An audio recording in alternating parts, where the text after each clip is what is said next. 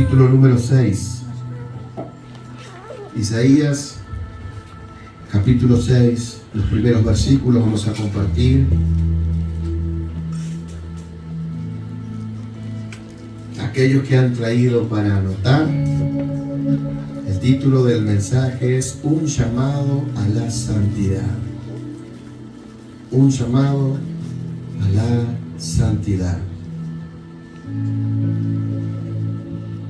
El libro del profeta Isaías, el capítulo 6, comienza diciendo: En el año que murió el rey Usías, vi yo al Señor sentado sobre un trono alto y sublime, y sus faldas llenaban el templo. Por encima de él había serafines, cada uno tenía 6 alas, 2 cubrían sus rostros, 2 cubrían sus pies, y con 2 volaban. Y el uno al otro daba voces diciendo: Santo, Santo, Santo, Jehová de los ejércitos. Toda la tierra está llena de su gloria. Decile a tu vecino: la tierra no será llena. La tierra no será llena. La tierra ya está llena de su gloria. Solo tienes que conectarte a la gloria de Dios. Y sigue diciendo la palabra del Señor: y los quiciales de la puerta se estremecieron con gran voz del que clamaba, y la casa se llenó de humo. Entonces yo dije: ¡ay de mí, que soy muerto! Porque siendo hombre inmundo de labios y habitando en medio de un pueblo que tiene labios inmundos, han visto mis ojos al Rey, Jehová de los ejércitos. Y voló hacia mí uno de los serafines, teniendo en su mano un carbón encendido, y tomando del altar con unas tenazas, y tocando con él sobre mi boca, me dijo: he aquí, esto tocó tus labios, es quitada tu culpa y limpio tu pecado. Levante su mano, dígale: Señor, gracias por esta palabra. Háblame en el nombre de Jesús. Amén. Den un aplauso al Señor.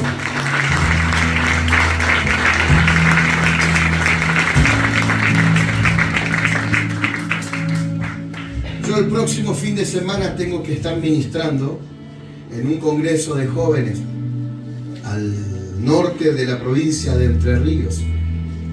Y cuando me convocaron, que fue a principio de este año, me dijeron que me iba a pasar el lema del congreso.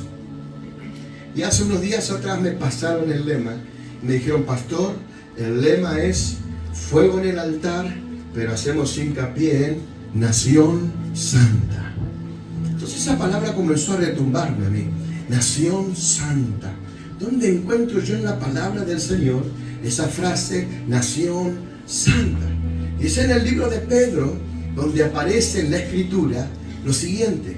El apóstol Pedro le dice a la iglesia, le dice a los hermanos en Cristo: vosotros sois linaje escogido, pueblo adquirido por Dios, nación santa.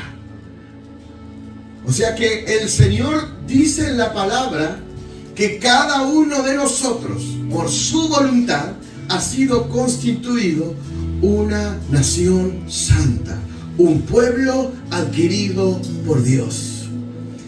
Indudablemente esto hace referencia a una nación, a un pueblo, a una congregación de gente que cada día toma la decisión de ¿qué? De santificarse para Dios.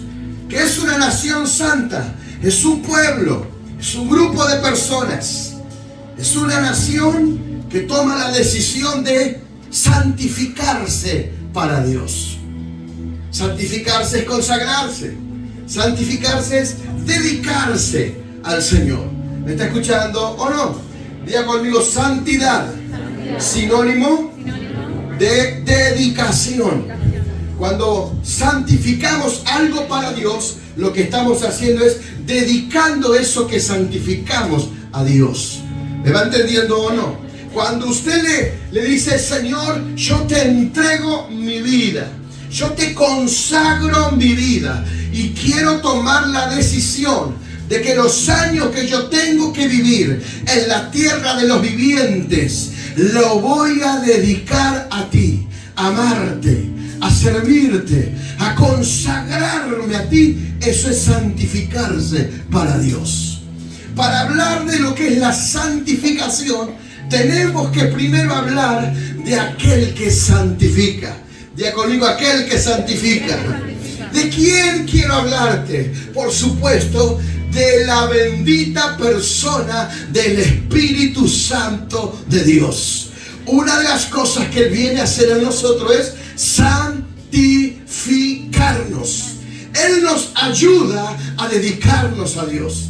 Él nos ayuda a consagrarnos para Dios. Él nos guía y nos conduce a toda verdad para que cada uno de nosotros sea parte de esa nación santa que habla el apóstol Pedro en una de sus cartas. Y qué lindo cuando aparece el Espíritu Santo en la vida de Jesús.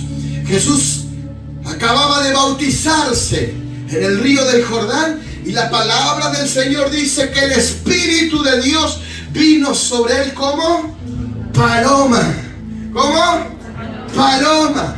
La paloma vino y se posó sobre el cordero. Ya conmigo, la paloma se posa en el cordero. Eso es un detalle muy importante que hoy lo vamos a entender.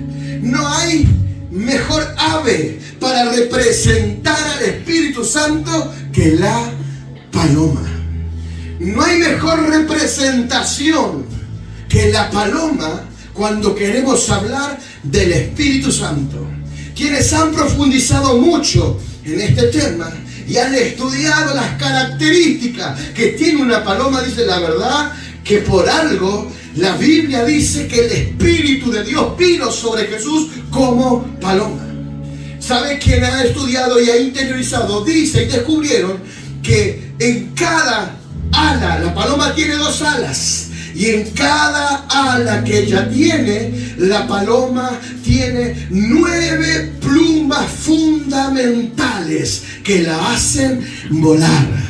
En la izquierda tiene 9 plumas fundamentales y en la derecha también tiene 9 plumas fundamentales. La paloma. Y la Biblia dice que el Espíritu de Dios o del Espíritu de Dios hay o se imparten 9 dones. Y también habla del fruto del Espíritu que tiene exactamente 9 características. ¿Me va siguiendo o no? En la cola también hay 5 plumas fundamentales que le ayudan a la paloma a mantener el equilibrio. Se le conocen como las plumas timoneras porque son como timón, y esto hace referencia a los 5 ministerios o a las 5 funciones que del Espíritu Santo hace la iglesia: el apóstol, el profeta, el evangelista, el pastor y el maestro. Ahora la paloma no se queda en cosas muertas. La paloma solamente se queda en un lugar donde ella se siente bien. Hermano querido, el tiempo que tú y yo estamos viviendo es el tiempo de la paloma, es el tiempo del Espíritu de Dios, es el tiempo donde el derramamiento del Espíritu Santo cada vez va a ser con más intensidad y vendrán dones a tu vida. El fruto del Espíritu también va a ser, aleluya, algo que va a surgir en tu vida en este tiempo. ¡Aleluya! La primera vez que aparece una paloma en la Biblia es en el libro de Génesis. La primera vez que aparece una paloma es en la historia famosa de El diluvio. La escritura dice Y cuando ya había parado de llover, Noé agarra y suelta una paloma. La primera vez que Noé suelta la paloma, la Biblia dice que ésta regresó. Y esto hace referencia al Espíritu de Dios en el Antiguo Pacto, en el Antiguo Testamento. En el Antiguo Pacto o el Antiguo Testamento, el Espíritu Santo solo descendía sobre una persona específicamente, pero no hacía morada en ella. ¿Me va entendiendo o no?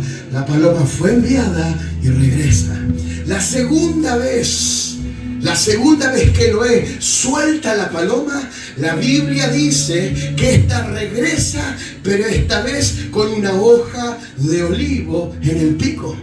El olivo es tipo de la unción, representa la unción. Y esta segunda vez habla del ministerio proclamado, del evangelio proclamado por Jesucristo de Nazaret bajo la unción del Espíritu Santo de Dios. Y por tercera vez Noé envía la paloma y esta vez esta no regresó. Eso hace referencia a lo que profetizó Joel: derramaré mi espíritu sobre toda carne, sobre los ancianos, sobre los niños, sobre los jóvenes, sobre hombres, sobre mujeres, sobre toda lengua y toda nación. El Espíritu Santo está siendo derramado. ¡Oh, aleluya! ¡Gloria a Dios! Diga conmigo: yo vivo un tiempo glorioso, el tiempo del derramar del Espíritu Santo de Dios. Ahora, ¿dónde y con quiénes se queda el Espíritu Santo, pastor? Porque cuando yo hablo del Espíritu de Dios en el nuevo pacto, estamos hablando de que Él viene a ser morada en nosotros.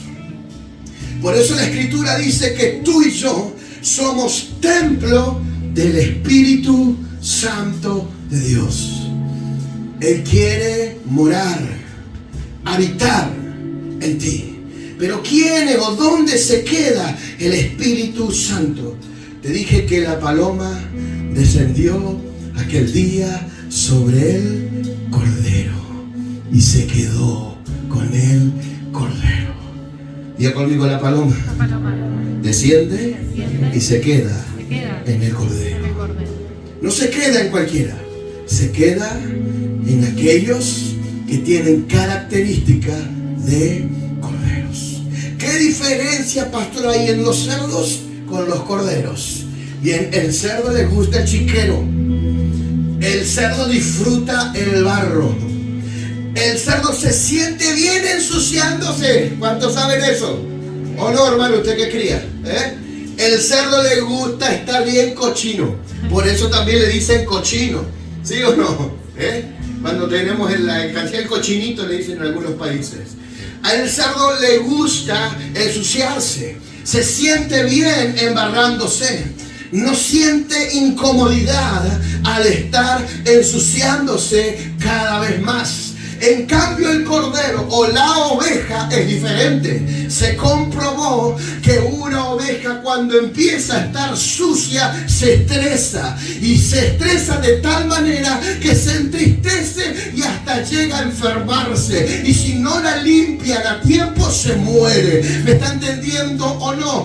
¿Dónde se siente cómoda la paloma? En el cordero. En el cordero. En alguien que le gusta estar limpio para Dios. Hay gente que tiene como una mentalidad de cerdo, le gusta el pecado, se embarga en el pecado, le apasiona revolcarse en las cosas que a Dios no le agrada. Pero hay otros que se han arrepentido del pecado y cada vez que la Biblia se arrepienten, se sienten mal, Dios lo perdona y la paloma viene a ser creada en ellos. Alguien está entendiendo algo en esta noche. ¡Oh, gloria! Aquel que se duele del pecado, aquel que se molesta pecado es aquella persona que está calificando para que la paloma esté con ellos. Una visita, cualquiera lo puede tener de la paloma. Dios puede visitar a cualquiera, pero Él se queda donde hay limpieza, donde Él está cómodo. ¿Me está entendiendo o no? El Espíritu Santo no se queda con los que aman el lodo, se queda con aquellos que aunque un día se ensuciaron, no quieren quedarse embarrados. Quiero que tengas en cuenta esto. Si después de pecar tú te sientes bien, ¿me está escuchando o no? Si después de pecar a usted no se le mueve ni un pelo, usted está como siempre, es una señal de que ya el Espíritu Santo no está en tu vida. Ahora, si usted peca y le duele y se siente triste, de gracias a Dios que a pesar de que pecó, el Espíritu Santo todavía está trabajando en usted y quiere conducirlo a un verdadero arrepentimiento, porque quiere hacer morada en su vida. ¿Me está entendiendo hasta ahora o no? Ahora sí, veamos el texto de Isaías. El primer punto que tenemos que observar y aclarar es que cuando él tiene esta experiencia del capítulo 6, no es que él no estaba sirviendo a Dios, no, él ya era profeta. Él ya era hijo de Dios, para que usted entienda. Él ya era un servidor de Dios. Y ahí el Señor tiene la bondad y la gracia de revelarse a Él y de mostrarse. ¿Me está escuchando o no? Este hombre ya estaba sirviendo a Dios, ya conocía las cosas de Dios, pero así y todo en su vida había inmundicia. En su vida había cosas que a Dios no le agradaban. Y cuando la presencia de Dios se manifiesta en su vida, él pega un alarido y dice: ¡ay de mí, que soy hombre de labios inmundos! ¡Ay de mí, que siendo yo pecador estoy viendo al Rey de Gloria! ¿Me está escuchando o no? Lo que está pasando aquí es que cuando Dios se le revela, no era para justificar el pecado, sino para que él se arrepienta y luego Dios lo llevara a otro nivel. El Señor le decía a Isaías: tú me estás sirviendo, pero tengo cosas mayores para tu vida. Pero con inmundicia, Isaías, no te puedo llevar al próximo nivel. Tenés que arrepentirte, tenés que limpiarte, tenés que consagrarte. Y ahora sí, vayamos por lo próximo.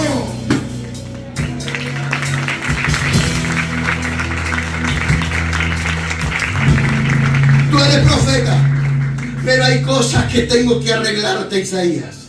Tú eres un hijo mío, tú eres un servidor, pero hay cosas que tengo que limpiar de tu vida, Isaías.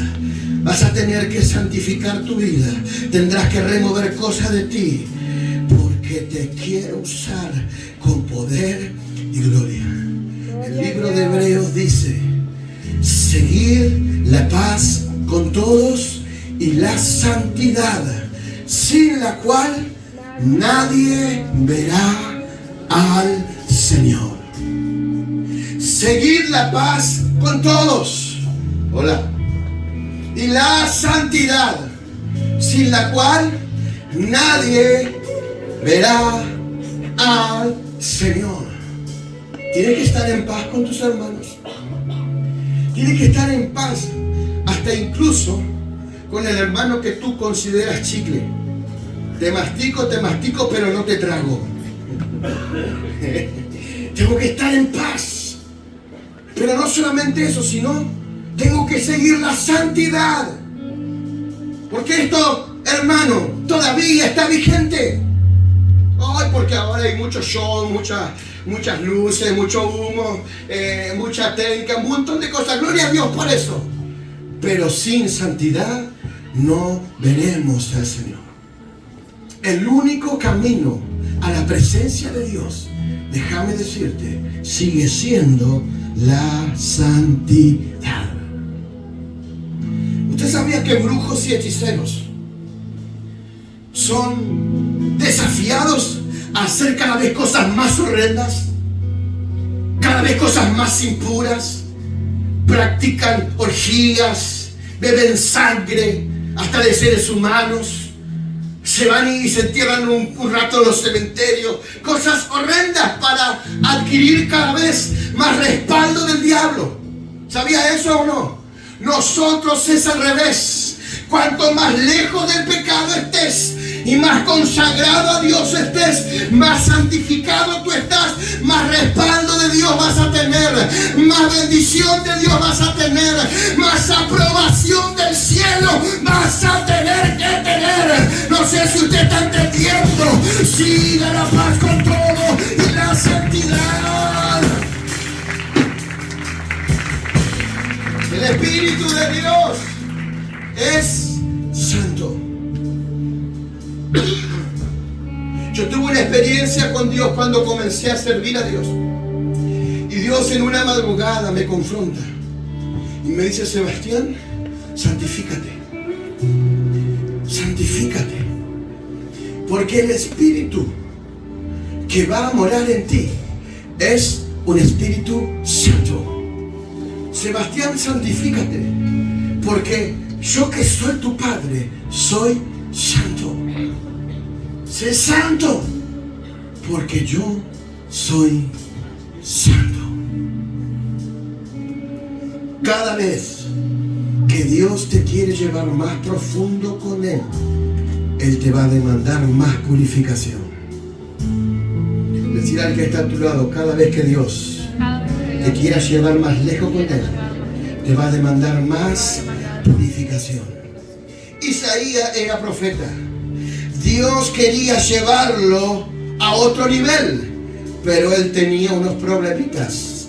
Él era un hombre inmundo de labios. ¿Me está escuchando o no? Quizás Isaías, como muchos de nosotros, se preguntaba: ¿por qué yo no puedo salir de este estancamiento? ¿Por qué yo no puedo ir más profundo con Dios?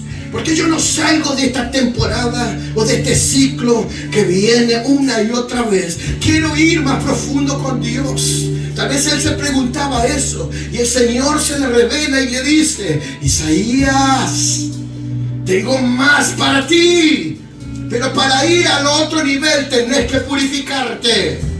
¿Me está entendiendo o no? Cada vez que Dios quiera llevarte más profundo con Él, Él te va a demandar mayor purificación, mayor dedicación, mayor consagración. ¿Me está escuchando o no? Lo más lindo, hermanos, aquí es que Isaías se encontró con la presencia de Dios, y ahí se dio cuenta que sus labios eran inmundos. ¿Dónde? En la presencia de Dios. ¿Qué me quiere decir con eso, pastor? Hay cosas que la gente no va a identificar en ti. Hay cosas que ni aún el pastor va a identificar en ti. Hay cosas que vas a identificar en tu vida solo y únicamente en la presencia de Dios. Cuando la presencia de Dios sea real, sea tangible en tu vida, algo va a pasar. Tu corazón quedará descubierto. Tu vida será alumbrado por esa luz admirable. Y ahí vas a entender las cosas que hay que cambiar, las cosas que hay que remover, las cosas que hay que quitar.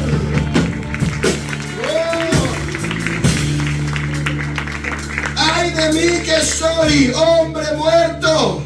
Porque siendo yo un hombre inmundo de labios y habitando en medio de un pueblo que tiene labios inmundos, han visto mis ojos al Rey. Isaías tenía dos problemas.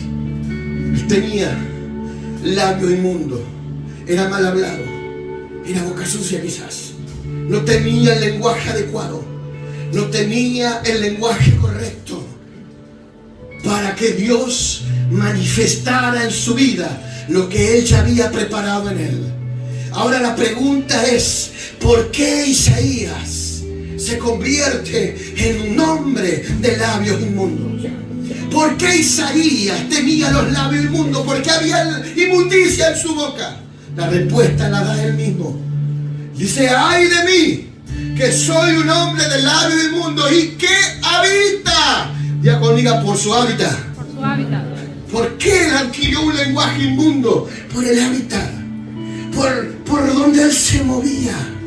Isaías se movía y por donde se movía había gente mal hablada, había personas con un lenguaje incorrecto. Él habitaba, él moraba, él se movía en un entorno, en un ámbito de gente con labios inmundos. Por eso uno y otra vez uno está diciendo, es importante con quién te vas a aliar, es importante a quién te vas a acercar. Sí que importa tu amistad, sí que importa tu entorno, sí que importa cuáles son las personas que te influencian a diario, porque de la gente que vos te rodeás muchas veces sos impartido, muchas veces sos impregnado. ¡Oh, gloria! Mira, cada vez que el Señor va a llevarte más profundo con Él, te va a demandar más purificación.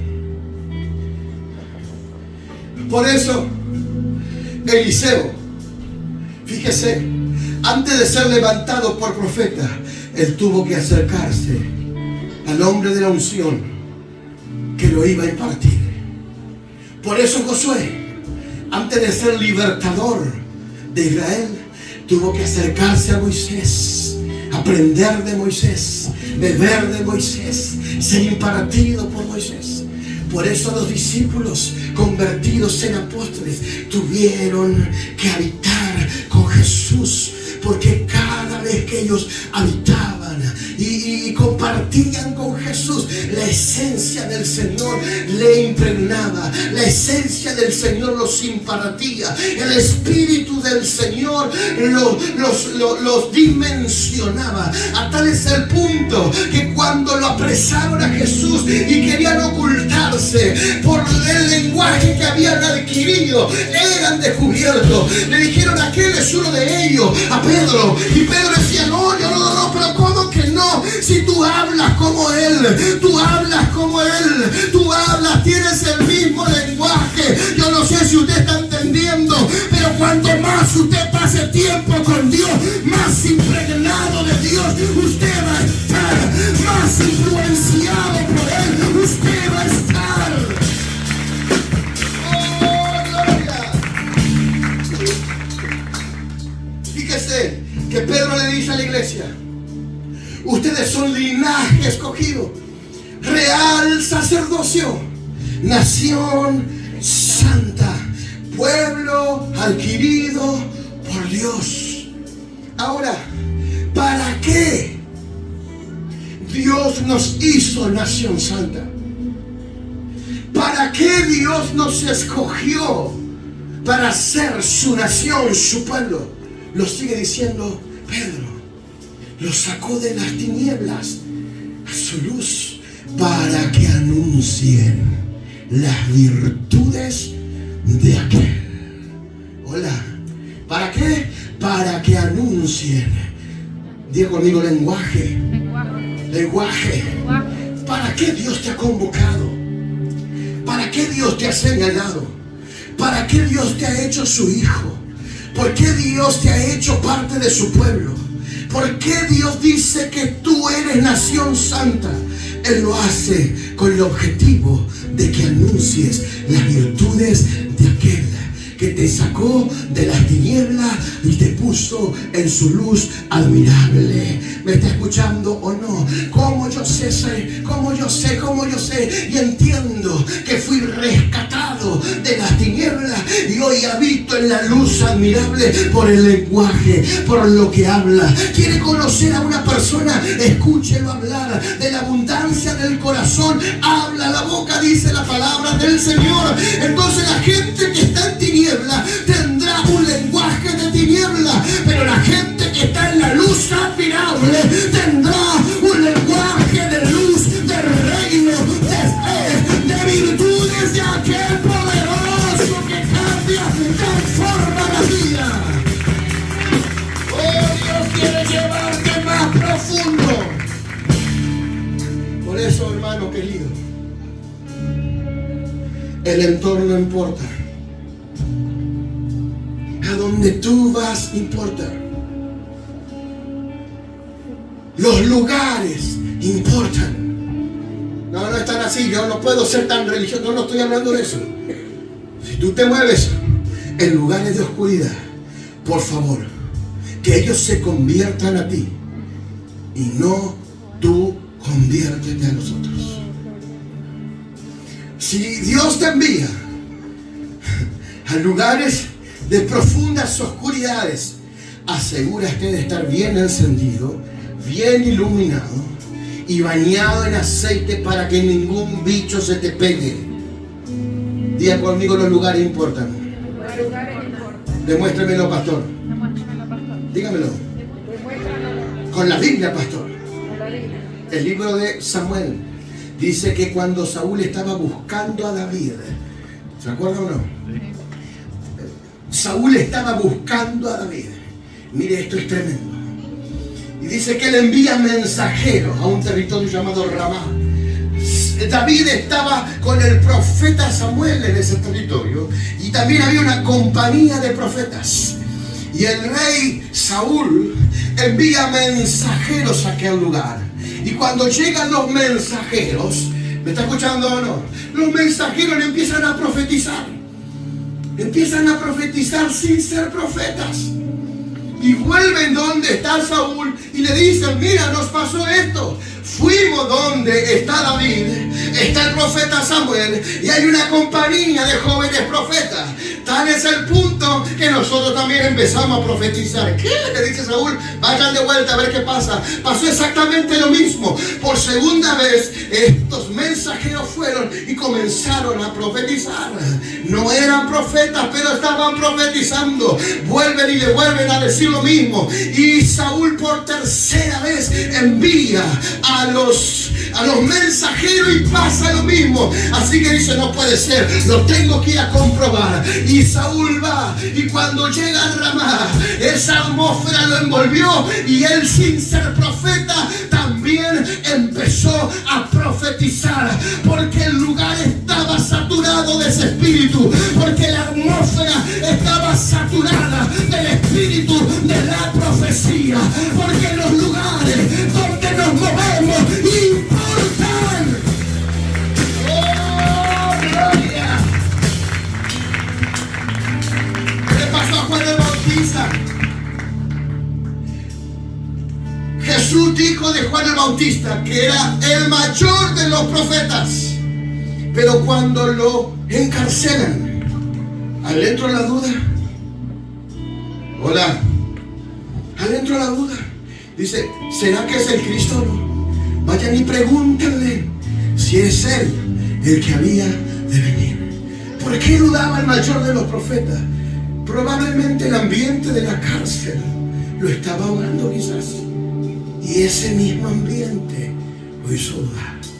Por eso, mis hermanos queridos, te quiero decir, los lugares importan. Nuestro entorno importa. Lo que oímos importa. Lo que escuchamos importa.